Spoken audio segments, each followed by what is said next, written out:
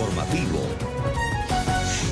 Hola, buenas tardes, bienvenidos al informativo de NTN 24, el canal de las Américas. Ruth del Salto, Carlos Figueroa, estamos junto a ustedes. Hola, Ruth. ¿Qué tal, Carlos? Un buen comienzo de semana de labores para todos en este mediodía. Gracias por su sintonía, como todos los días con el canal de las Américas NTN 24. Hay alerta máxima en Países Bajos luego del ataque armado registrado hoy en un tranvía de la ciudad de Utrecht. Al menos 3 personas murieron, 9 más resultaron heridas. Así es, las autoridades están buscando hasta ahora a un hombre de 37 años de origen turco al que señalan de ser el presunto autor de este tiroteo. El gobierno holandés ha incrementado la seguridad en aeropuertos, en colegios, mezquitas, tras calificar el hecho de potencial ataque terrorista. Este sería el culpable de desatar el terror en Holanda. Gökmen Tanis, de 37 años de origen turco, es señalado por las autoridades de abrir fuego contra los pasajeros de un tranvía en la ciudad de Utrecht, centro-occidente del país. Cifras preliminares señalan que el ataque armado deja 3 muertos y cerca de 9 heridos. Y es que, según las autoridades, el presunto autor del tiroteo escapó en un vehículo, localizado más tarde en una calle cercana. La policía ha adelantado varios operativos para dar con él. Entre tanto, el nivel de alerta se mantiene en 5 en la zona del ataque. Además, se aumentó la seguridad en aeropuertos, colegios y mezquitas. Hoy inició el sepelio de las 50 víctimas mortales que dejó la masacre en 2 mezquitas en Nueva Zelanda el viernes pasado. Un amplio contingente de seguridad custodia el cementerio en el que se realizarán los actos fúnebres.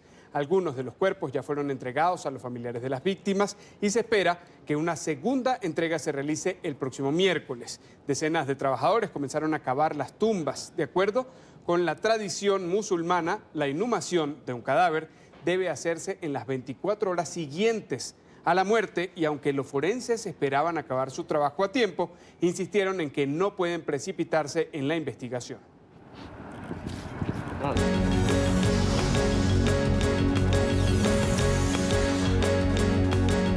Y mucha atención, citando fuentes diplomáticas, agencias de noticias aseguran que Carlos Vecchio, el representante diplomático en Estados Unidos del presidente interino de Venezuela, Juan Guaidó, va a ocupar a partir de este lunes el edificio de la Agregaduría Militar de Venezuela en Washington. Se espera que Vecchio haga el anuncio oficial sobre esta decisión esta misma tarde y desde ese momento ejerza sus labores desde la sede que está ubicada en el barrio Georgetown. El representante diplomático no ha ocupado aún la embajada en la capital de los Estados Unidos. Los diputados opositores al régimen de Nicolás Maduro, Gaby Arellano y José Manuel Olivares, van a entregar a esta hora desde Colombia declaraciones sobre la ayuda humanitaria para el pueblo venezolano. Nuestro periodista en Bogotá, Carlos Arturo Albino, tiene el reporte a esta hora. Buenas tardes, Carlos, adelante. Muy buenas tardes, Ruth, Carlos Alberto. Son las 12:23 del mediodía, 15 grados centígrados en la capital colombiana. Me encuentro con los diputados Gaby Arellano y José Manuel Olivares. Y mucha atención a esta información, es que dice que tienen todo listo para que la ayuda humanitaria nuevamente ingrese a Venezuela. Diputada Gaby, ¿para cuándo sería esta fecha? Ya tenemos toda la estrategia, no hemos parado. Son 40 días de esta operación que comenzó públicamente el pasado 8 de febrero en Cúcuta con la apertura del centro de acopio y que luego el 23 de febrero hemos trabajado en toda la redimensión de la estrategia para el ingreso. Estamos todos esperando las decisiones y las directrices de nuestro presidente Juan Guaidó para todo este proceso, como ha sido durante estos 40 días los anuncios de cada una de las fases y pasos, las dice el presidente y nosotros seguimos los alineamientos de que establece la Asamblea Nacional y toda esta coalición de ayuda y libertad. ¿Sería nuevamente por los puentes internacionales? El presidente Juan Guaidó dará la información en su debido momento. Bien, muchísimas gracias, Gaby Arellano, diputada de la Asamblea Nacional, acá refugiada en Bogotá, pero también me encuentro con el diputado José Manuel Olivares. Diputado, ya ha pasado la crisis energética en Venezuela, o un poco ya se ha suavizado, pero sin embargo sigue la crisis en los hospitales. Usted denunciaba hace minutos una situación irregular. Sí, aclarar que luego de los 72 horas de apagón en nuestro país, lamentablemente 26 venezolanos perdieron su vida, niños, neonatos, adultos, ancianos, pacientes de distintas patologías que lamentablemente perdieron su vida. Y hoy la crisis continúa en un maquillaje que quieren hacer con la visita de la señora Bachelet a nuestro país y denunciar la persecución a 5 médicos de 5 hospitales distintos, todos que le están allanando las casas, que le están sacando orden de captura por su único delito como médico de denunciar la crisis humanitaria, de levantar la voz por sus pacientes. Nosotros reiteramos que sigue en Venezuela el 68% de los quirófanos cerrados, que siguen 40.000 pacientes que no tienen quimioterapia, que hay 98% de escasez de medicamento tecnológico y que hoy siguen muriendo venezolanos en nuestro país de falta de medicina. Es por eso que sigue la premura y sigue el plan de llevar la ayuda humanitaria y de salir del problema de raíz que es Nicolás Maduro. Muchísimas gracias, diputados. Reiteramos la información. La ayuda humanitaria estaría lista, la logística, para nuevamente tratar de ingresar esa ayuda humanitaria a territorio venezolano. Solamente están esperando por la orden del presidente Juan Guaidó. Es la información que tenemos de Bogotá. Carlos Arturo Albino,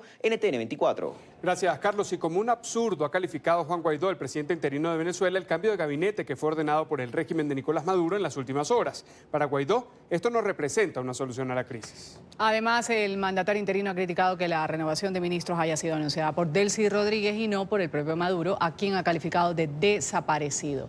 La noticia enseguida con nuestro periodista Luis Laya. Luis.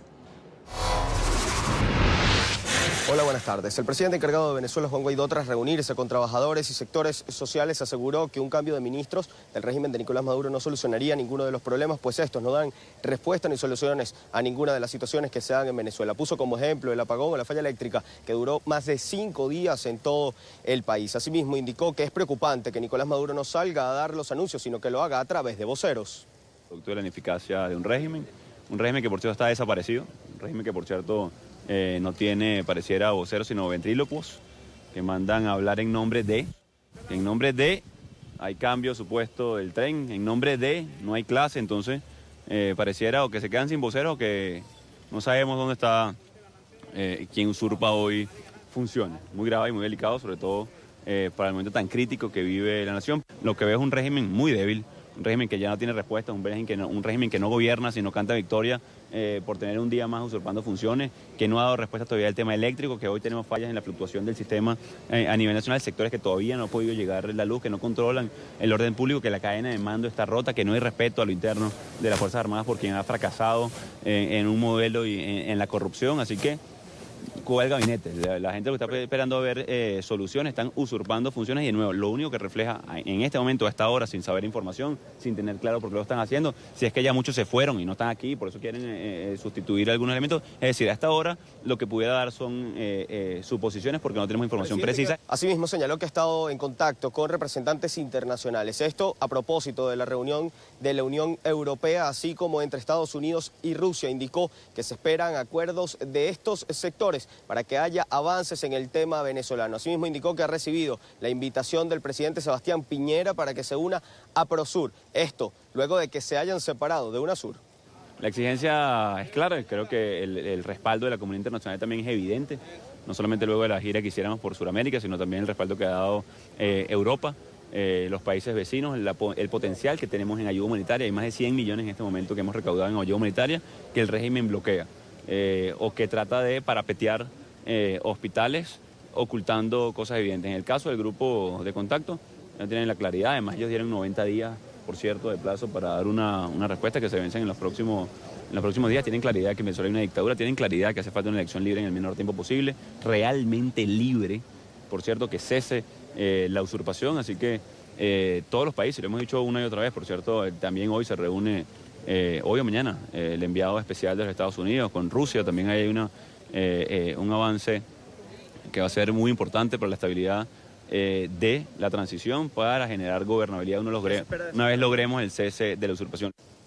Tras esta reunión con el presidente encargado de Venezuela, sectores sociales y de trabajadores han anunciado varias movilizaciones para este día martes. La primera partirá desde el centro de Caracas hasta la Asamblea Nacional, hasta el Palacio Federal Legislativo para exigir prerrogativas para los trabajadores públicos. La segunda será una protesta ante la representación de la ONU en Venezuela para exigir la visita de Michelle Bachelet. Desde Caracas, Venezuela, para NTN 24, Luis Alejandro Laya. Gracias, Luis. Y la Secretaría General de la ONU volvió a entregar declaraciones sobre la situación sociopolítica que se registra en Venezuela. En particular sobre los incidentes de orden público frente a un hospital que el domingo fue visitado por funcionarios de la Alta Comisionada para los Derechos Humanos de Naciones Unidas. La noticia enseguida con nuestro periodista Alejandro Rincón. Alejandro, una buena tarde.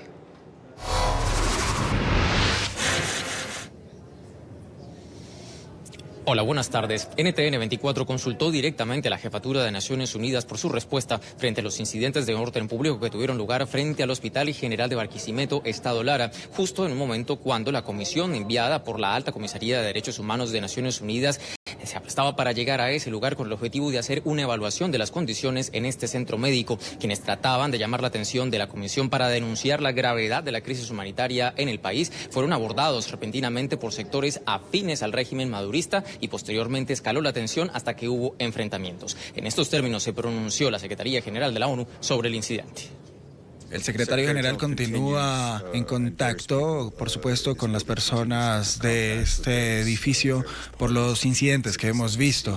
Solamente reforzamos la necesidad de un diálogo político y la necesidad también de que los líderes dentro de Venezuela y también quienes están afuera de Venezuela puedan hacer lo que puedan para detener las detenciones. Aquí en la sede general de Naciones Unidas se había previsto también para hoy una rueda de prensa del Consejo de Paz de los Estados Unidos, organizaciones que defienden al régimen madurista en la Unión Americana y quienes recientemente visitaron territorio venezolano. Su objetivo era entregar su percepción sobre la realidad en el país luego de hacer esta visita de aproximadamente una semana. Sin embargo, sin explicaciones y repentinamente cancelaron este encuentro con la prensa, de manera tal que por ahora no se sabe cuál es la visión de país que entregarían a la comunidad internacional luego de hacer esta visita a la nación. Es todo lo que tenemos para ustedes por ahora. Continúen con más en el informativo. El presidente de Estados Unidos, Donald Trump, arremetió contra el ex vicepresidente demócrata Joe Biden, que se perfila como uno de sus posibles rivales en las elecciones de 2020. El mandatario descalificó a Biden asegurando que tiene un bajo coeficiente intelectual. Esto luego de que él asegurara por error que forma parte de los candidatos a la presidencia sin que hasta ahora haya anunciado sus aspiraciones de manera oficial. Trump criticó a Biden por su actuación, sin embargo, la prensa aseguró que fue algo premeditado para así medir la respuesta mediática ante el posible anuncio de su candidatura. Joe Biden se quedó sin habla durante el fin de semana cuando no pudo pronunciarse adecuadamente sobre su decisión de postularse para presidente. Acostúmbrense, otro individuo con bajo coeficiente intelectual.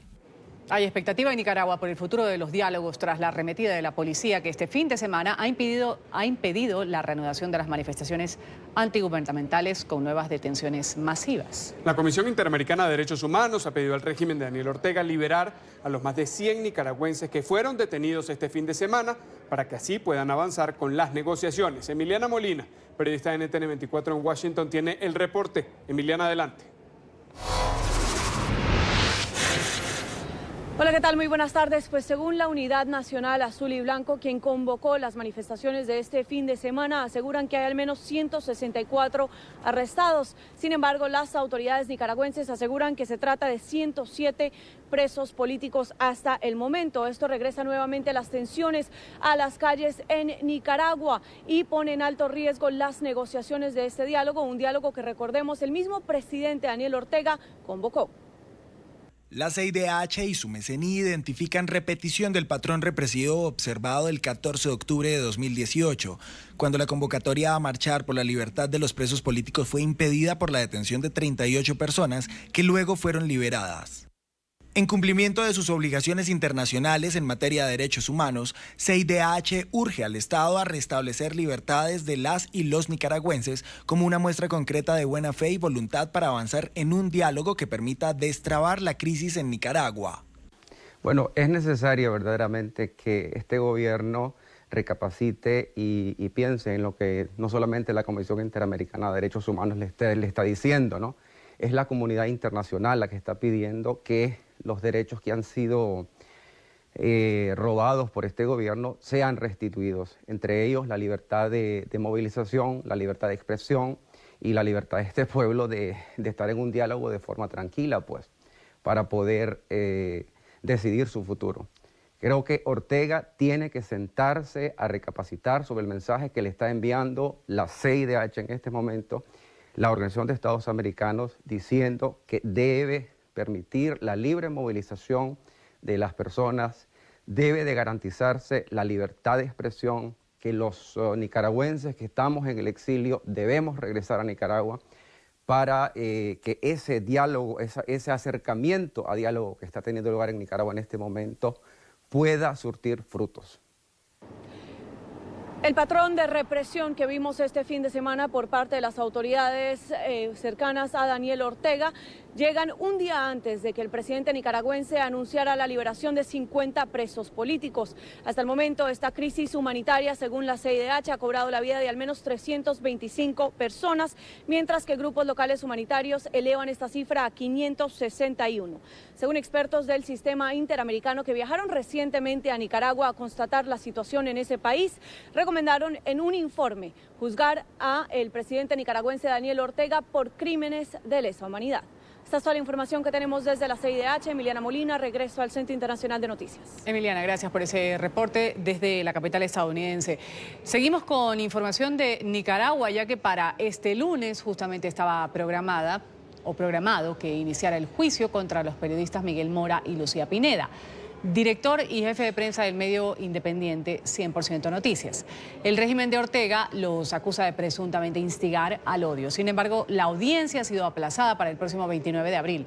Esto debido a que las autoridades penitenciarias no pudieron trasladar a los juzgados a estos comunicadores.